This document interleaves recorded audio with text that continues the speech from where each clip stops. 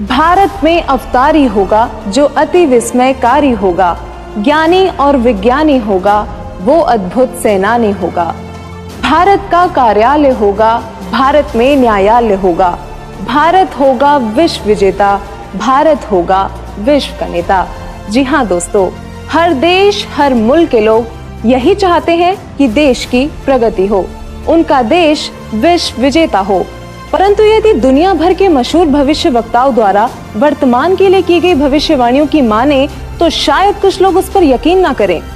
लेकिन आपको बता दें, अपनी इस रिसर्च में हम जिन भविष्य वक्ताओं की भविष्यवाणियों का जिक्र करने जा रहे हैं, उन्होंने आज से पहले भारत ही नहीं बल्कि विश्व भर का जिक्र करते हुए जितनी भी भविष्यवाणियां की हैं, वो 100 की 100 सत्य साबित हुई हैं। दरअसल इन सभी भविष्य वक्ताओं ने अपनी भविष्यवाणी में भारत के विश्व गुरु बनने का जिक्र करते हुए कहा है कि भारत विश्व विजेता होगा, पूरे विश्व में भारत ही सुप्रीम पावर होगा, भारत में ही पूरी दुनिया का कार्यालय होगा और भारत देश का परचम पूरे विश्व में लहराएगा।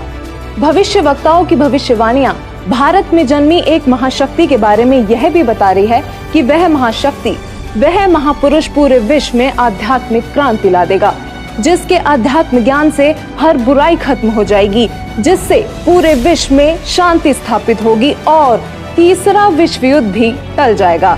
नमस्कार दोस्तों, आज हम आपके सामने ऐसे महान भविष्य वक्ताओं की भविष्यवाणी लेकर आए हैं जिन्होंने समय से पहले समय की तस्वीर दिखा दी थी, जिनके धुंधले प्रतिबिंब आज स्पष्ट रूप से दिखाई दे रहे हैं। जी हाँ, आज हम आपके सामने एक ऐसे रहस्य का खुलासा करने जा रहे हैं जो एक विचित्र बदलाव की ओर संकेत करता है, एक ऐसा दौर जो विश्व में मानवता और शांति को मुकम्मल करेगा। भविष्यवाणियों के अनुसार लोगों में एक नए तरह का आध्यात्मिक झुकाव देखने को मिलेगा और यह एक आध्यात्मिक संत उस महापुरुष की जागृति से संभव होगा। वो इतना शक्तिशाली होगा कि जमीन से अर्श तक उस महाशक्ति की ही शफ़क़त होगी। जो दृश्य महान भविष्य वक्ताओं ने दिखाया है, उस पर विश्वास करना आसान नहीं था। कहते हैं सांच को आंच नहीं, लेकिन प्रमाणित करना नागुज़ीर है। यकीन मानिए, जब हमारी टीम ने इस पड़ताल का सफर शुरू किया तो एक नहीं, दो नहीं, बल्कि बहुत सारे भविष्य वक्ताओं की भविष्यवाणी में उस महापुरुष और महाबदलाव का जिक्र मिला, जिसके बाद उन्हीं सब भविष्यवाणियों को आधार बनाकर हमारी टीम ने उस महापुरुष की खोज शुरू कर दी। दोस्तों, हमारी इस रिसर्च में समय और कठिन परिश्रम लाजमी था, लेकिन परिणाम निराशाजनक नहीं थे। हमने सभी प्रमाण इकट्ठे किए और भविष्यवाणियों से मिलान करने के बाद अब हम उन्हें आपके सामने लेकर आए हैं।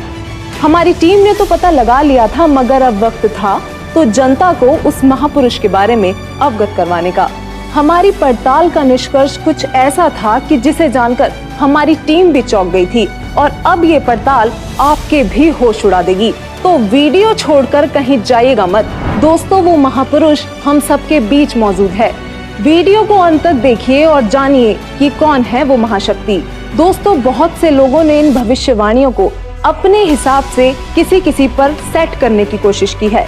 कुछ लोग ओशो को वह महाशक्ति बताते हैं, तो कुछ जय गुरुदेव पंथ के प्रवर्तक श्री तुलसीदास जी को, कुछ भारत के माननीय प्रधानमंत्री श्री नरेंद्र मोदी जी पर ये भविष्यवाणी सेट करते हैं, तो कुछों ने अन्य संतों व राजनेताओं पर सेट करने की कोशिश की है।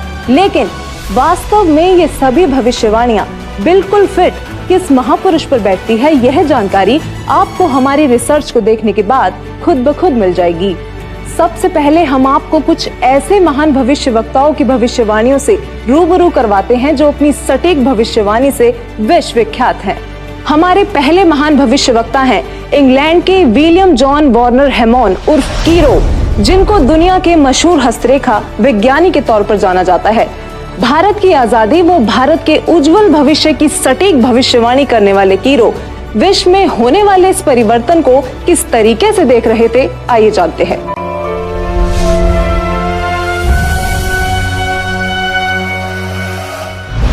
कीरो ने सन 1925 में लिखी पुस्तक में भविष्यवाणी की है, 20वीं सदी अर्थात सन 2000 ईस्वी के उत्तरार्ध में जन्मा संत ही विश्व में नई सभ्यता लाएगा जो संपूर्ण विश्व में फैल जाएगी। भारत का वह एक व्यक्ति सारे संसार में ज्ञान की क्रांति ला देगा।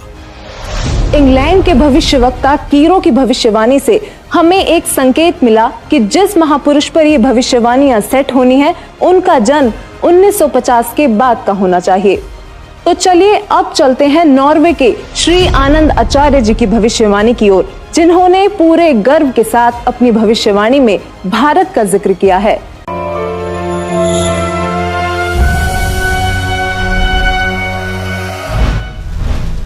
श्री आनंदाचार्य की भविष्यवाणी के अनुसार 1998 के बाद एक शक्तिशाली धार्मिक संस्था भारत में प्रकाश में आएगी, जिसके स्वामी एक गृहस्थ व्यक्ति की आचार संहिता का पालन संपूर्ण विश्व करेगा।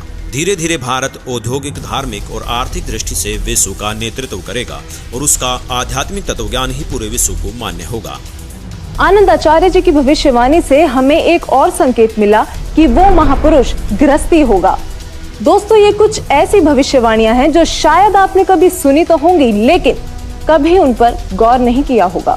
अब देखते हैं नवयुग के बारे में भविष्यवाणी करने वाले इजराइल देश के जाने माने भविष्यवक्ता प्रोफेसर हरार जी का क्या कहना है।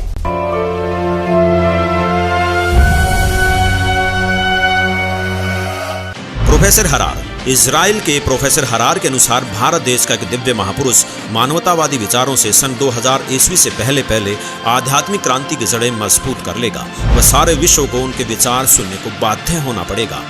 भारत के अधिकतर राज्यों में राष्ट्रपति शासन होगा, पर बाद में नेतृत्व धर्मनिष्ठ वीर लोगों पर होगा जो एक धार्मिक संगठन के आश्रित होंगे। अब बारी आती है फ्रांस के प्रसिद्ध भविष्यवक्ताओं की, जिनकी भविष्यवाणियां एकदम सटीक मानी जाती हैं। जो उन्होंने कह दिया वो पत्थर की लकीर हो गया।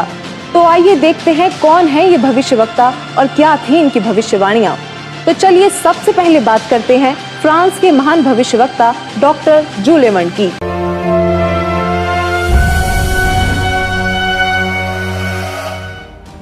डॉक्टर जूले वर्न के अनुसार भारत से उठी ज्ञान की धार्मिक क्रांति नास्तिकता का नाश करके आंधी तूफान की तरह संपूर्ण विश्व को ढक लेंगी। उस भारतीय महान आध्यात्मिक व्यक्ति के अनुयायी देखते देखते एक संस्था के रूप में आत्म शक्ति से संपूर्ण विश्व पर प्रभाव जमा लेंगे। डॉक्टर जूले वर्न ने भी उस महापुरुष का जिक्र करते हुए भारत का नाम लिया है।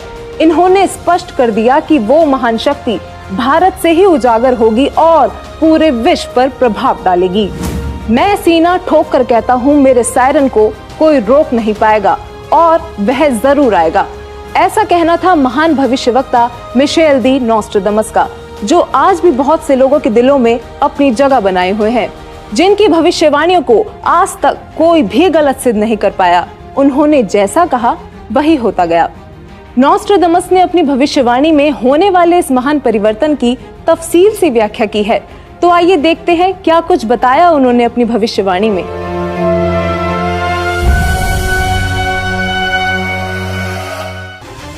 नॉस्ट्राडामस सन 1555 में अपने ग्रंथ के शतक 10 श्लोक 96 में उस महापुरुष के बारे में बताया है कि वह महापुरुष एक ऐसे देश में जन्म लेगा जो 3 तरफ से समुद्र से घिरा हुआ होगा तथा उस देश का नाम एक सागर हिंद महासागर के नाम से होगा, यानी कि हिंदुस्तान। दोस्तों, विश्व में हिंदुस्तान ही ऐसा देश है जो 3 ओर से सागर से घिरा है तथा हिंदुस्तान ही एकमात्र देश है जिसका नाम किसी सागर के नाम से मेल खाता है, हिंद महासागर। फिर शतक 20 श्लोक 25 में कहा है कि वो महापुरुष हिंदुस्तान में पैदा होगा। वह महापुरुष एक ऐसे प्रांत में जन्म लेगा जिसमें 5 नदियां बहती हों। यह उल्लेख उन्होंने शतक 1 श्लोक 50 में किया है। दोस्तों, हिंदुस्तान में पंजाब ही एकमात्र ऐसा प्रांत है जिसमें 5 नदियां बहती हैं, जिनके नाम आपके सामने हैं।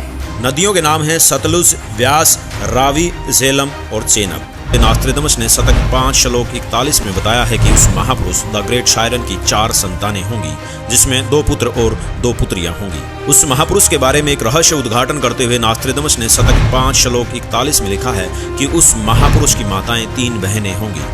नॉस्ट्राडामस ने शतक 6 श्लोक 70 में लिखा है कि मैं छाती ठोक कर कहता हूँ कि वह महापुरुष ऐसा ज्ञान बताएगा जो आज से पहले किसी ने नहीं सुना होगा। उसके ज्ञान को सुनकर सभी विद्वान कहलाने वाले धर्मगुरुओं को नतमस्तक होना पड़ेगा। एक बेहद हैरान कर देने वाली भविष्यवाणी नॉस्ट्राडामस ने उस महान पुरुष को लेकर करते हुए शतक 1 श्लोक 50 में कहा है कि उस महापुरुष को देशद्रोह अथवा राष्ट्रद्रोही समझकर लोग नफरत करेंगे, लेकिन बाद में सच्चाई जानने के बाद उससे बेहद प्रेम करेंगे। उसके द्वारा स्थापित आदर्श और विचारों का बोलबाला हर जगह हो जाएगा। नॉस्ट्राडामस ने शतक 20 श्लोक 25 में कहा है कि वह न तो क्रिश्चियन ईसाई होगा न मुसलमान होगा, वह केवल हिंदू ही होगा। शतक 6 श्लोक 17 में नास्त्रोदामस ने कहा है कि वह महापुरुष पूरे विश्व का संचालक होगा, वह महापुरुष विश्व विजेता होगा।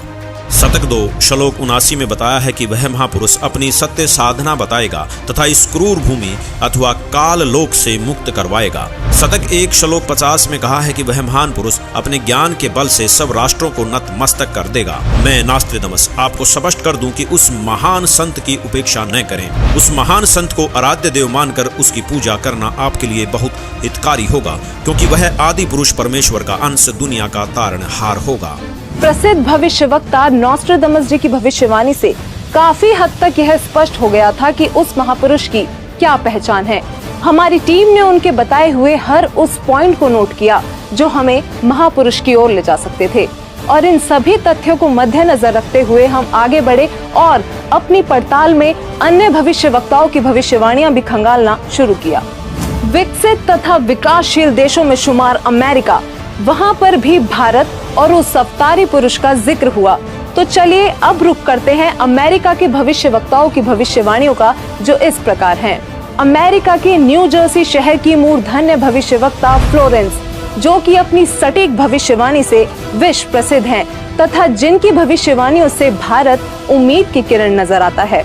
दरअसल इस महिला भविष्यवक्ता ने उस महापुरुष के बारे में ऐसे ऐसे रहस्य खोले हैं जिन्हें सुनकर आप भी अचंभित रह जाएंगी।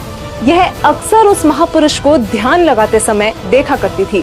तो आइए जानते हैं उन्होंने उस महापुरुष के बारे में क्या क्या रहस्य खोले हैं।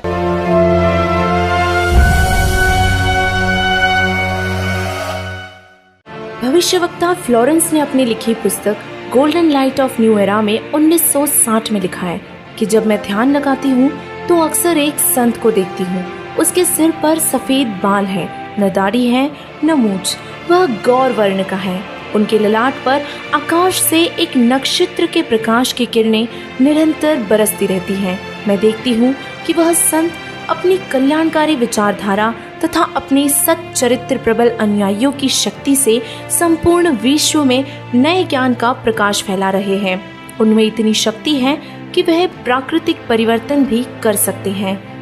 मैं उस पवित्र स्थान पर एक प्रचंड तपस्वी को देख रही हूँ, जिसका तेज बड़ी ही तेजी से फैल रहा है। मनुष्य में सोए दैवत्व को जगाने तथा धरती को स्वर्ग जैसा बनाने के लिए वह संत दिन रात प्रयत्न कर रहे हैं। भविष्यवक्ता फ्लोरेंस बताती हैं कि मैं भविष्य के विषय में एक बहुत ही महत्वपूर्ण बात बता रही हूँ। 20वीं शताब्दी के अंत में भारतवर्ष से एक प्रकाश निकलेगा। यह प्रकाश पूरी दुनिया को उन दैविक शक्तियों के विषय में जानकारी देगा जो अब तक हम सभी के लिए रहस्यमय बनी हुई है। एक दिव्य महापुरुष द्वारा यह प्रकाश पूरे विश्व में फैलेगा। वह सभी को सतमार्ग पर चलने की प्रेरणा देगा। समस्त दुनिया में एक नई सोच की ज्योति फैलेगी। जब मैं ध्यान अवस्था में होती हूँ तो अक्सर यह दिव्य महापुरुष मुझे दिखाई देते हैं। फ्लोरेंस ने बार बार इस संत या दिव्य पुरुष का जिक्र किया है। साथ ही ये भी बताया है कि उत्तरी भारतवर्ष में एक पवित्र स्थान पर वे मौजूद हैं। भविष्यवक्ता फ्लोरेंस की भविष्यवाणियों से हमें जो जानकारी मिली उसकी हमने बड़ी ही गहनता से जांच की, क्योंकि उनकी भविष्यवाणी ने वो रहस्य खोले जो हम सोच भी नहीं सकते थे। फ्लोरेंस की भविष्यवाणी से जो रहस्य उजागर हुआ वो चौंकाने वाला था। इस रहस्य के खुलने से हमारी टीम को आगे बढ़ने में बहुत मदद मिली। तो चलिए अब देखते हैं अमेरिका के ही अन्य भविष्यवक्ता क्या कहते हैं। अब हम बात करने जा रहे हैं भारत के पहले प्रधानमंत्री पंडित जवाहरलाल नेहरू जी के निधन तथा नेहरू जी के उत्तराधिकारी चुने जाने की सटीक भविष्यवाणी करने वाली अमेरिका की महान भविष्यवक्ता श्रीमती जीन डिक्सन की।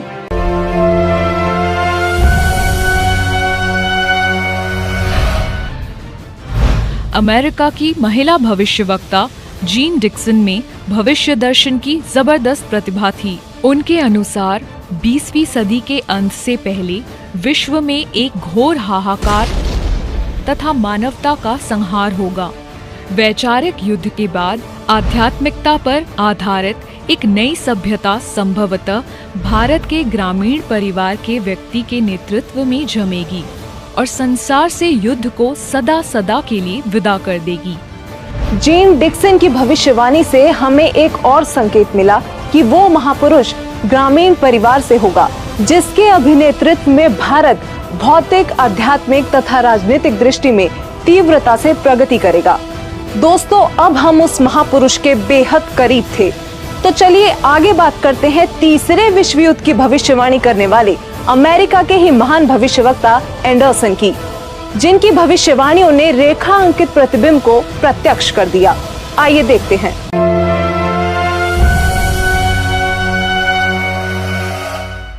21वीं सदी में भारत के देहात का एक धार्मिक व्यक्ति एक मानव, एक भाषा और एक झंडे की रूपरेखा का संविधान बनाकर संसार को सदाचार, उदारता, मानवीय सेवा व प्यार का सबक देगा। एंडरसन जी की भविष्यवाणी भी 21वीं सदी की ओर संकेत कर रही थी, जिस दौरान वो महापुरुष एक भाषा, एक मानव तथा एक झंडे की रूपरेखा रखेगा। इतने संकेत मिलने के बावजूद भी हमने अन्य भविष्यवक्ताओं की भविष्यवाणियां देखना जारी रखा और अब हमारे सामने आती है हंगरी की महान भविष्यवक्ता बोरिस्का की भविष्यवाणी। बोरिस्का का नाम भी भविष्यवक्ताओं की सूची में अव्वल है, जो विकसित अनचेतना से संपूर्ण जगत की भूतकालीन तथा भावी गतिविधियों को देख पाने में सक्षम थी।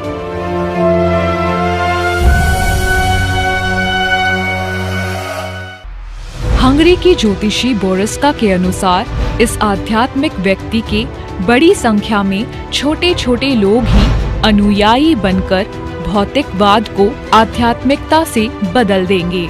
मैं जानती हूँ कि जरूर इस वक्त आपके जहन में बहुत सारे सवाल आ रहे होंगे, लेकिन फिर भी बस एक बार धैर्य पूर्वक इस पूरी पड़ताल को देखते रहिए। यकीनन आपके सारे सवालों के जवाब आपको खुद ब खुद मिल जाएंगे। तो आइए आगे बढ़ते हैं और बात करते हैं महान भविष्यवक्ता वेजलेटिन की, जिनकी भविष्यवाणियां अक्सर अविश्वसनीय तथ्यों की उद्घोषणा करती हैं और जब वह पूर्ण सिद्ध होती हैं तो लोग विस्मित रह जाते हैं।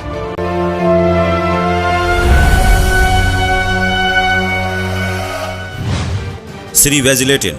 भविष्यवक्ता श्री वेजलेटिन के अनुसार 20वीं सदी के उत्तरार्ध में सन 1950 के पश्चात विश्व में आपसी प्रेम का अभाव, मानवता का हास, माया का संग्रह की दौड़, लूट व राजनेताओं का अन्यायी हो जाना आदि आदि बहुत से उत्पात देखने को मिलेंगे। परंतु भारत में उत्पन्न हुई शांति, भ्रातृत्व भाव पर आधारित नई सभ्यता संसार से देश, प्रांत और जाति की सीमाएं तोड़कर विश्व भर में अमन और चैन उत्पन्न करेंगी। भविष्यवक्ता वेजलेटिन ने अपनी भविष्यवाणी में आज की स्थिति का बखूबी जिक्र किया है। उन्होंने कहा है कि जहां लोगों में आपसी प्रेम का अभाव हो जाएगा, मानवता का ह्रास शुरू हो जाएगा, राजनेता अन्यायी हो जाएंगे और धन कमाने की दौड़ लगी होगी, पूरी दुनिया में अशांति का माहौल होगा, तब वह महापुरुष अपने आध्यात्मिक विचारों से शांति लाएगा। इस हाहाकार को मिटाने वाला महापुरुष बहुत ही जल्द पूरे विश्व में शांति लाएगा। दोस्तों, भविष्यवाणियों की पड़ताल का ये सफर हमारे लिए किसी चक्रव्यूह से कम नहीं था, लेकिन हमें यकीन था कि कहीं ना कहीं ये सफर हमें हमारी मंजिल तक जरूर पहुंचा देगा और ऐसा ही हुआ। क्योंकि वो महापुरुष भारत से है, तो विदेशों के इन सभी भविष्यवक्ताओं की भविष्यवाणियों से जो जो संकेत हमें मिलते गए, उन पर गौर करते हुए अब हम भारत के भी कुछ संतों की भविष्यवाणियों पर ध्यान देने लगे। तो चलिए सबसे पहले बात करते हैं सिख धर्म के गुरु श्री गुरु नानक देव जी की, जिनके बारे में हमें ज्यादा बताने की जरूरत नहीं, क्योंकि सब उनसे बखूबी परिचित हैं। उनकी पुस्तक जन्म साखी भाई बालेवाली में एक ऐसी भविष्यवाणी मिली है जो ये स्पष्ट करती है कि वो महापुरुष कौन होगा। तो आइए देखते हैं क्या है ये भविष्यवाणी।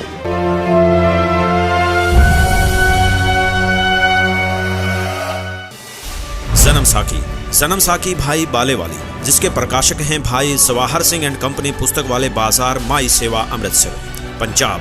हिंदी भाषा वाली। पेज नंबर 305 पर भक्त प्रहलाद की भविष्यवाणी लिखी है कि नानक जी के सचखंड साने के सैकड़ों वर्ष पश्चात पंजाब की धरती पर 60 वर्ण में वह संत जन्म लेगा जो कबीर जी तथा नानक जी जैसा महान होगा। उसका प्रचार क्षेत्र बरवाला शहर होगा। दोस्तों, जन्म साखी भाई बालेवाली में लिखी भविष्यवाणी से ये स्पष्ट हो गया कि वो संत जाट वर्ण का होगा और उसका प्रचार क्षेत्र बरवाला होगा। आरिफ का चेहरा प्रत्यक्ष दिखाई दे रहा था। हम करीब थे उस महापुरुष के जो रिवायतें बदलने में सक्षम थे। अब देखना यह था कि जाट जाति का संत कौन है और किसका प्रचार क्षेत्र बरवाला है। इसके साथ ही हमें अपनी अगली भविष्यवाणी में उस संत के जन्म का पता लगा। भारत के प्रसिद्ध संत श्री तुलसीदास जी जय गुरुदेव पंथ वाले, जिनका आश्रम मथुरा में स्थित है, उन्होंने उस महापुरुष को लेकर भविष्यवाणी ही नहीं बल्कि वर्तमान वाणी भी बोली है। जी हाँ, बिल्कुल सही सुना आपने। संत तुलसीदास जी ने वर्तमान वाणी भी कही थी, क्योंकि वो उस महापुरुष की उपस्थिति को बखूबी महसूस कर पा रहे थे और उन्होंने अपनी वर्तमान वाणी से लोगों को उस महापुरुष के बारे में बताना चाहा कि वो संत जन्म ले चुका है।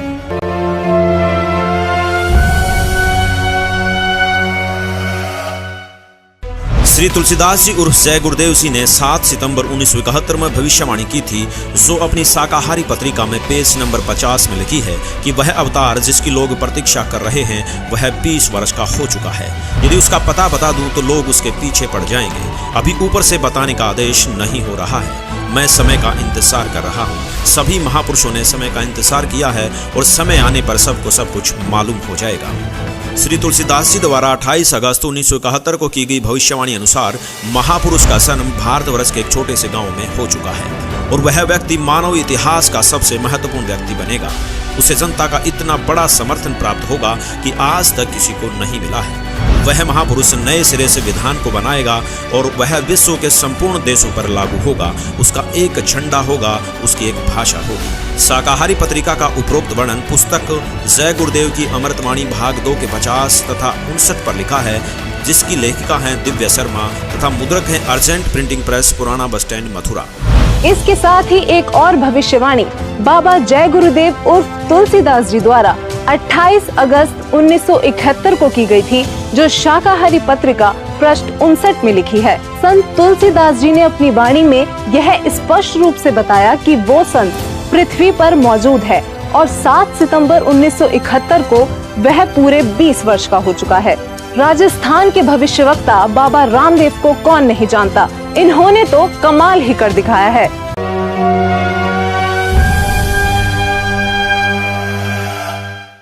बाबा रामदेवराज जी ने अपनी पुस्तक 24 प्रमाण में लिखा है कि वो संत जाट जाति से होगा, वह तारणहार कलयुग में सतयुग लाएगा। उस संत की एक पहचान और भी होगी कि वह कबीर देव के गुण गाएगा। वो संत चारों वेदों के अनुसार ज्ञान बताएगा तथा सूक्ष्म वेद सारे ज्ञान का आधार होगा और वह तारणहार संत हरियाणा में होगा। दोस्तों, बाबा रामदेव जी ने भी अपनी भविष्यवाणी में ये संकेत दिए हैं कि वो संत जाट जाति से होगा, हरियाणा प्रदेश में जन्म लेगा, चारों वेद तथा सूक्ष्म वेद से ज्ञान बताकर कबीर देव के गुण गाएगा। दोस्तों, कलयुग में सतयुग जैसा माहौल देखने वाले योगी नारायण जी को शायद आप ज्यादा ना जानते हो, लेकिन दक्षिण भारत के इस भविष्यवक्ता ने ऐसी भविष्यवाणी की हैं जो आपको सोचने पर मजबूर कर देंगी।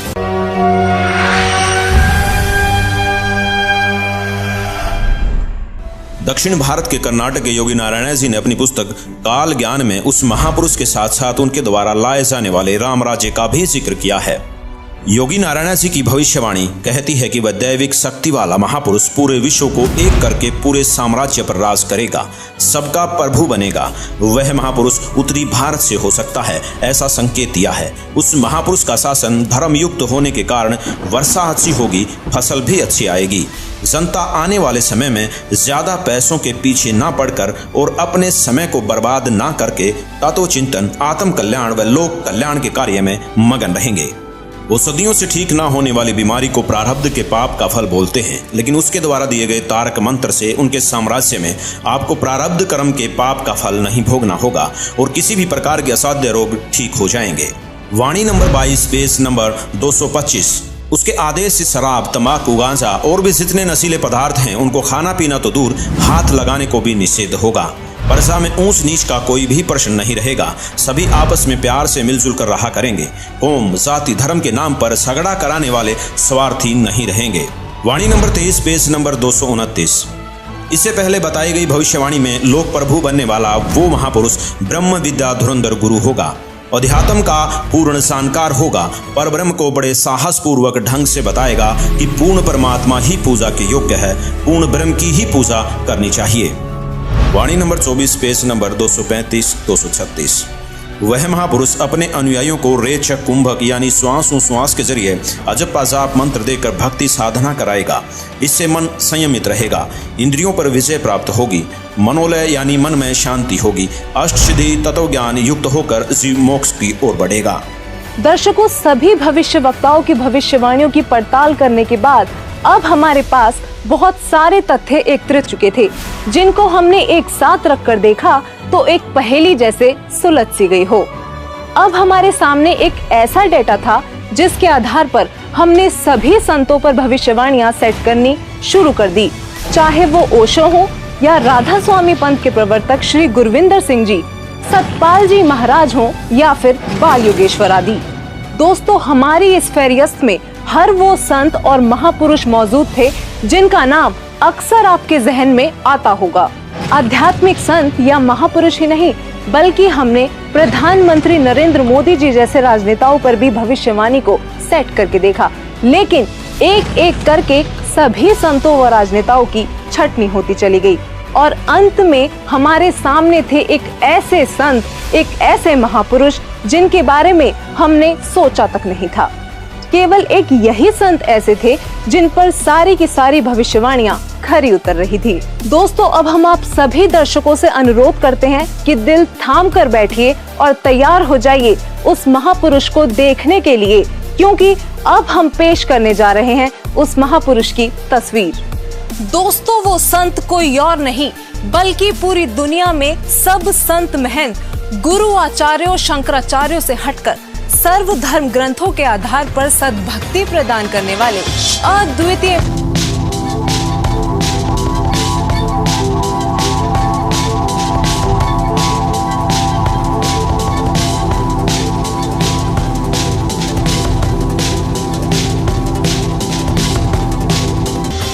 हाँ, यही है वो महापुरुष जिनके विषय में देश और विदेशों के महान भविष्यवक्ताओं ने भविष्यवाणियां की हैं। दोस्तों, हमने इस सफर की शुरुआत में ही बताया था कि परिणाम आपको चौंका देगा। यकीनन संत रामपाल जी ही वो महापुरुष हैं जिन पर सभी भविष्यवाणियों का हर एक तथ्य पूरी तरह से फिट हो रहा था। अब बस आप वीडियो को अंत तक देखते जाइए, क्योंकि अब हम बारी बारी सभी भविष्यवाणियों को संत रामपाल जी से जोड़कर दिखाएंगे, जिससे आप स्वयं ये निर्णय कर लेंगे कि हमारी रिपोर्ट सही है या नहीं। तो चलिए सबसे पहले बात करते हैं उस पृष्ठभूमि की जहां वो महापुरुष अवतरित हुए। नोस्ट्रेदामस के अनुसार वह महापुरुष ऐसे देश से होगा जो 3 तरफ से समुद्र से घिरा होगा और उस देश का नाम भी एक सागर हिंद महासागर के नाम पर होगा, यानी कि हिंदुस्तान। अमेरिका की भविष्यवक्ता फ्लोरेंस और जीन डिक्सन का कहना है कि प्राकृतिक परिवर्तन भी कर सकने वाला वह महापुरुष उत्तर भारत के ग्रामीण परिवार में होगा। 28 अगस्त 1971 को जय गुरुदेव पंथ के प्रवर्तक श्री तुलसीदास जी ने भी उस महापुरुष का उल्लेख करते हुए कहा है कि उनका जन्म भारतवर्ष के एक छोटे से गांव में हो चुका है। वह तारणहार संत हरियाणा में होगा। कुछ ऐसा ही कहना है राजस्थान के बाबा रामदेवरा जी का। इसके अलावा इंग्लैंड के कीरो और फ्रांस के जुलेवन जैसे भविष्यवक्ताओं ने भी उस महाशक्ति के बारे में भारत में ही होने के संकेत किए हैं। संत रामपाल जी का जन्म उत्तर भारत के छोटे से गांव धनाना, जिला सोनीपत, हरियाणा, जो कि पहले पंजाब प्रांत था, वहां एक ग्रामीण परिवार में हुआ। इंग्लैंड के भविष्यवक्ता कीरो ने उस संत का जन्म 20वीं सदी के उत्तरार्ध में अर्थात सन 1950 के पश्चात 1951 में हुआ बताया है। तो वही श्री तुलसीदास जी और जय गुरुदेव जी ने भी 7 सितंबर 1971 की अपनी भविष्यवाणी में बताया है कि वह महापुरुष 20 वर्ष का हो चुका है। संत रामपाल जी का जन्म 8 सितंबर 1951 में यानी कि 20वीं शताब्दी के उत्तरार्ध में हुआ है और श्री तुलसीदास जी द्वारा की गई भविष्यवाणी के अनुसार 7 सितंबर 1971 को संत रामपाल जी पूरे 20 वर्ष के हो चुके थे। फ्रांस के महान भविष्यवक्ता नोस्ट्रेदामस के अनुसार वह महापुरुष न ईसाई होगा और न मुसलमान, वह केवल हिंदू ही होगा। और इसी भविष्यवाणी का समर्थन जन्म साकी भाई बालेवाली में भी किया गया है कि वह संत जाट वर्ण का होगा और उसका प्रचार क्षेत्र बरवाला है। बाबा रामदेवरा जी ने अपनी भविष्यवाणी में बताया है कि वह संत जाट जाति से होगा तथा चारों वेदों और सूक्ष्म वेद से ज्ञान बताकर कबीर देव के गुण गाएगा। यहाँ संत रामपाल जी ही विश्व में एकमात्र ऐसे संत हैं जो हिंदू धर्म में जाट जाति से बिलोंग करते हैं और जिनका प्रचार क्षेत्र भी सतलोक आश्रम बरवाला, जिला हिसार, हरियाणा रहा है। वो सभी धर्म ग्रंथों के आधार पर कबीर देव जी का गुणगान करते हैं।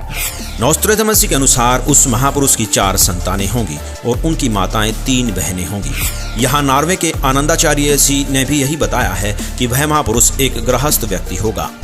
ये भविष्यवाणी भी संत रामपाल जी पर पूरी तरह से खरी उतरती है। दरअसल संत रामपाल जी की माताएं 3 बहनें हैं। ये बात प्रमाणित करने के लिए पेश है आपके सामने संत रामपाल जी की माता जी का यह वीडियो। माता जी, क्या शुभ नाम है आप जी का? चंद्र देवी। माता जी, कौन से गांव से हैं आप? दमकन खेड़ी। माता जी, आप कितने भाई बहन हैं? 6 बहन भाई, 3 बहन 3 भाई। माता जी, आपकी जो 3 बहन हैं उनके क्या क्या नाम हैं? बड़ी लक्ष्मी, मेरा नाम चंद्र देवी, उसका है प्यारी। वहीं संत रामपाल जी महाराज जी की 4 संतानें, 2 पुत्र तथा 2 पुत्रियां भी हैं। अमेरिका के न्यू जर्सी शहर की भविष्यवक्ता फ्लोरेंस ने बताया कि वह महापुरुष गौर वर्ण के हैं। सिर पर सफेद बाल है, न दाढ़ी है और न मूछें। इन सभी भविष्यवाणियों का मिलान आप जी चाहें तो अपने आप भी कर सकते हैं।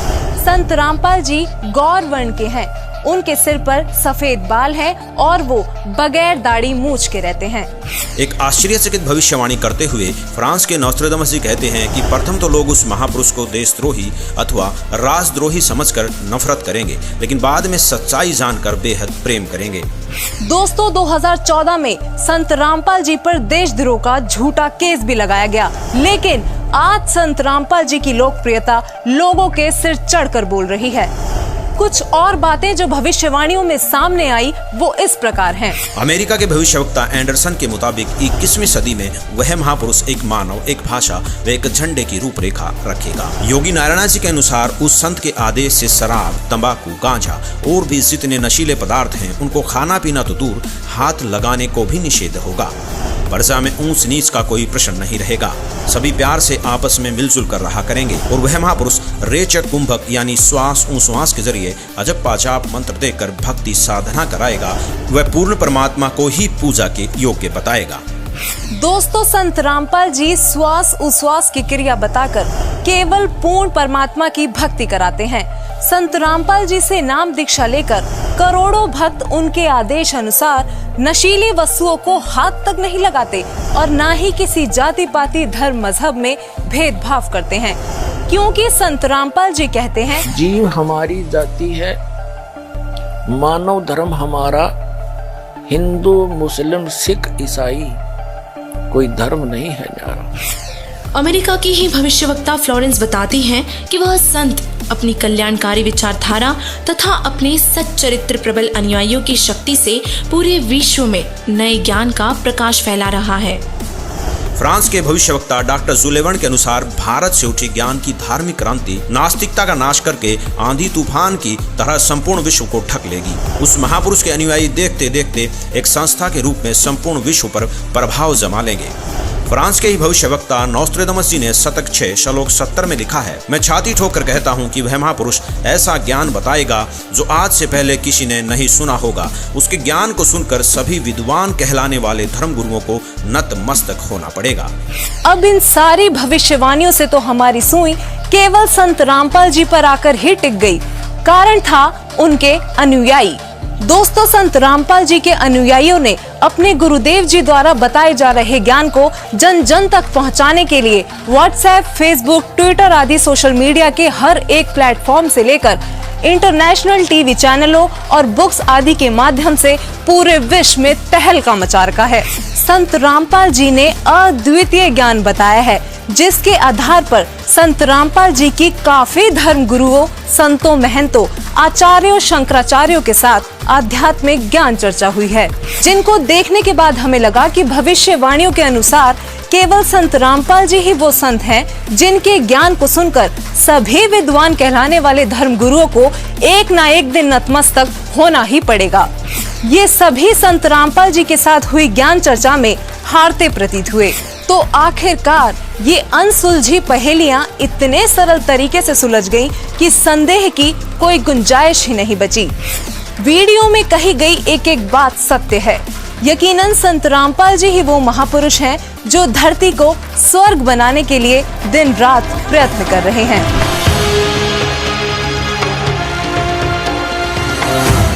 पर में पंथ प्रगट हो बाणी, ये पर माँ पंथ गरीबदास के पंथ में कहते, मेरी महिमा की वाणी, मेरी लीला की वाणी पुनः प्रगट होगी उसके द्वारा, और शब्द हमारे का निर्णय ठानी।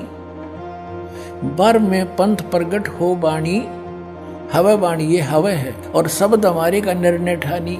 अस्थिर घर का मरम ना पावे, ये 12 पंथ हम ही को ध्यावे। कि 12 पंथ तक, गरीबदास पंथ तक ये उस स्थायी स्थान पर नहीं जा सकते, सतलोक प्राप्ति नहीं कर सकते। फिर कहते हैं बर में पंथ हम ही चलावें, बर में पंथ में हम ही चलकर आवेंगे। गरीबदास वाले में आगे चल गए और सब पंथ मिटा के एक का पंथ चलावें। और कहते हैं अब परमात्मा ने कलयुग को 3 चरणों में बांटा है। ये प्रथम चरण कलयुग निर्याना, तब मगर मांडो में दाना। प्रथम चरण कलयुग का उस समय समझो जब मैं घर से सह शरीर जाऊंगा, वो प्रथम चरण होगा। और बीचली पीढ़ी का कब होगा? 5505 बीत जाएंगे तब। अब देखो आगे ये बताया कि कलयुग ऐसे ऐसे बीतेगा। और फिर बताया है कि 5000, ये कलयुग के विषय बताया कि 5505 तब ये शब्द होगा सच्चा। ओए होए, कहते 5505 वर्ष जब बीत जाएंगे तब यह मेरी बात सच्ची होगी। ये कबीर सागर है। और इसके सवसम बोध नामक एक चैप्टर है, और खंड इसका वही बोध सागर खंड है। 170 पृष्ठ से यहाँ से देखियो, ये सत्य कबीर वचन यानी परमात्मा के वचन है, लेकिन हमारे काम के ये यहाँ से हैं। 171 पृष्ठ से सवसम वेद बोध, सवसम वेद बोध यहाँ लिखा है 5 सहस और 500 जब 5 सहस और 500 यानी 5500 जब कलयुग बीत जाए, महापुरुष फरमान तब जग तारण को आए। अब 5 सहस और 500 यानी 5500 जब कलयुग बीत जाए, महापुरुष फरमान तब जग तारण को आए। 5500 जब कलयुग बीत जाएगा तब एक महापुरुष संसार का उद्धार करने के लिए आएगा, और उसके पास सही फरमान होगा। फरमान माने वो मंत्र जाप आदेश। हिंदू तुर्क आदिक सब जेते जीव जहान, और सत्य नाम की साख गहें वो पावे पद निर्वाण। अब क्या बताया है कि हिंदू तुर्क, हिंदू और मुसलमान जो अलग अलग होंगे, और फिर और भी जो होंगे जैसे सिख और ईसाई आदिक यानी सभी जेते जीव जहान, सतनाम की साख गए ये पावे पद निर्वाण। तो निर्वाण माने मोक्ष, मोक्ष पद पाएंगे सब के सब वो सतनाम प्राप्त करके इस दास से, महापुरुष से। जैसे परमात्मा ने कहा था उस कबीर वाणी में कि सभी पंथों को मिटा के एक पंथ चलाऊंगा, उसके विषय में फिर दोहराया है कि वो कैसे एक होंगे। यथा सरित गण आप ही मिले सिंधु में धाये, सत सुकृत के मध्य में सभी पंथ समाये। क्या बताया कि जैसे सरित गण यानी नदियों का, नदियां, सरित गण माने नारी नारी नदी, और आप ही उस समुद्र में जाकर वेग धाय माने शीघ्रता से मिल जाती हैं फटाफट। ऐसे उस सत सुकृत यानी उस सच्चे पंथ के मध्य जो हम चलाएंगे, उसमें तिमी माने उसमें सब ऐसे ही समाये जैसे सरिता दरिया अपने आप समुद्र में सपीडते में जाकर मिल जाती, एक हो जाते हैं। ऐसे सत सुकृत के मध्य सब पंथ समाये, सब एक हो जाएंगे।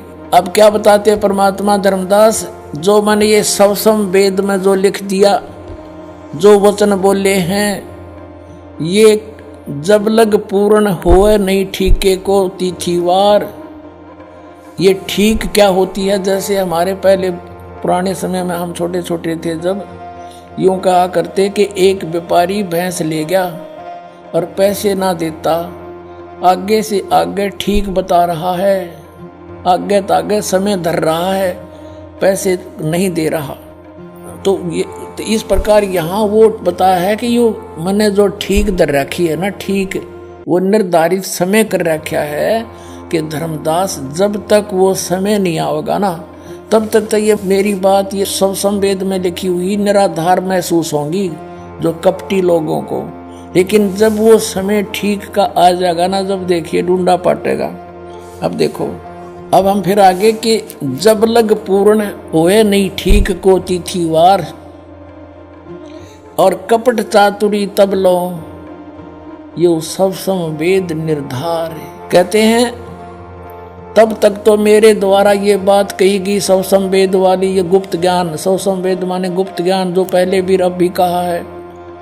तो ये निराधार महसूस होगा जब लग पूर्ण होए नहीं ठीका, जो ठीक को तिथिवार यानी ठीक उस निर्धारित धरे हुए निर्धारित किए हुए समय की जो समय नहीं आएगा तब तक तो मेरा यो ज्ञान निराधार महसूस होगा। जब वो समय आ जाएगा ठीक का, जो है ठीक का दिन आवंत, युगंत लिखा आवंत, तो क्या होगा? सब ही नारी नर शुद्ध, सब कपट छोड़ के बुराई त्याग देंगे सब नर नारी। और जब ठीक का दिन आवंत और कपट चातुरी छोड़ के वो शरण कबीर गहनत।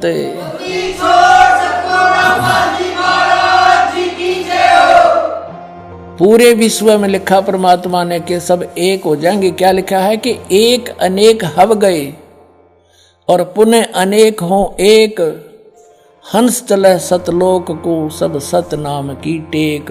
एक से हम अनेक बना दिए काल ने, हिंदू नारे, मुसलमान अलग, सिख नारे, ईसाई अलग से और नरे धर्म बना दिए और ये मजहब पंथ गणे बना दिए।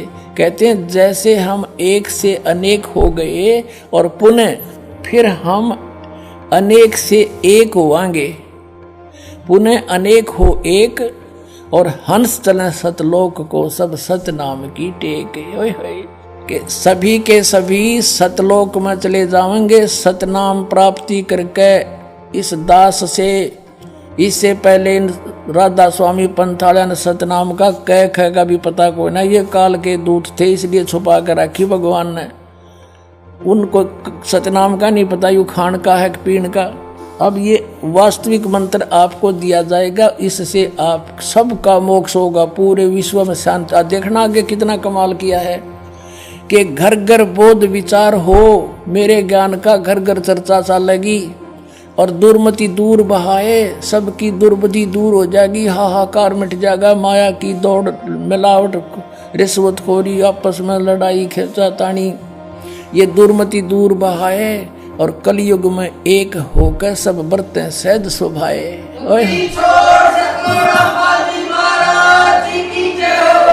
तो 2000 सन में 5508 वर्ष कलयुग बीत गया।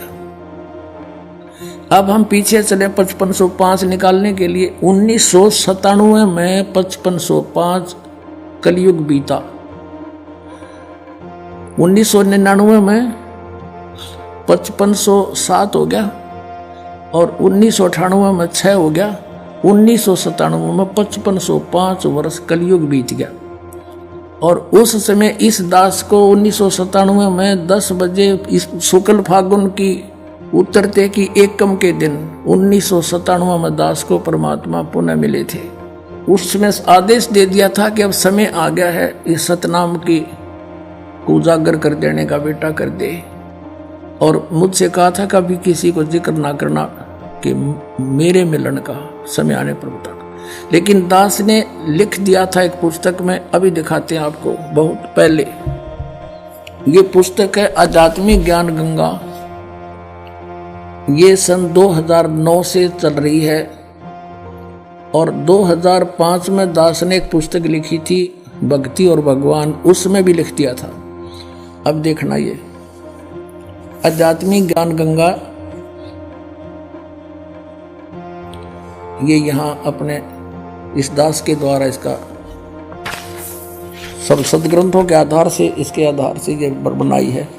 अब इसके पृष्ठ नंबर 538 पे ये है आध्यात्मिक ज्ञान गंगा और यथार्थ कबीर पंथ परिचय नामक विषय है। 538 पर यहां देखा,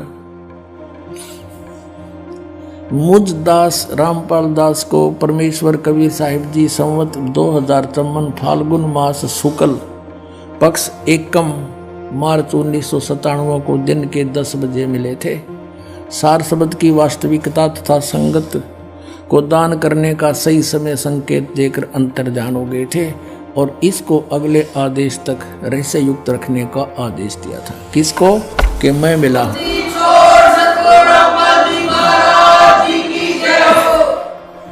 तो पुण्यात्माओं, ये दास ने कोई बाद में नहीं लिखी, ये 5505 तक समझ में आई हमारा। ये ईब कैलकुलेशन करी दोबारा भी कैसे सेट होया। ये वहां नो का नो जिसने मालिक ने बना के भेज रखा उसमें कमी नहीं रह सकती। ये दास उसी परमेश्वर का भेजा हुआ है आपके लिए।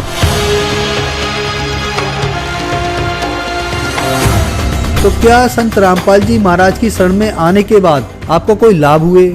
संत रामपाल जी महाराज जी की शरण में आने से हमारे जो माइंड में प्रॉब्लम रहती थी वो सही हुई और हमारी बेटी की जो निमोनिया थी वो भी ठीक हुई। हमारी आर्थिक स्थिति ठीक हो गई। मेरे हस्बैंड की जॉब नहीं होती थी, उनकी जॉब पहले पानीपत में लगी, कॉन्ट्रैक्ट पे लगे थे, 2-2.5 साल तक रहे। आज वो परमानेंट जॉब पे करनाल में लगे हैं। आशीर्वाद मात्र से मेरे गले में जो कैंसर की गांठें थी वो बिल्कुल ठीक हो गई और मेरे दिल में छेद था वो भी संत रामपाल जी महाराज के आशीर्वाद मात्र से ही बिल्कुल ठीक हूँ मैं। छोटी मोटी बीमारी थी तो परमात्मा की दया से शरण में आने से संत रामपाल जी महाराज जी के वो भी बिल्कुल दूर हो गई छोटी मोटी बीमारी जो थी। सदगुरु रामपाल जी महाराज की कृपा से यहाँ आने के बाद में ये नशा पता सब मेरा छूट गया, जबकि इतने कोशिश करने के बावजूद मैं नशे से एक पल भी दूर नहीं रहने पा रहा था। तो पहले बहुत नशे करता था, दारू गांजा भांग शराब जितने भी हैं टोटल नशे दास किया करता था।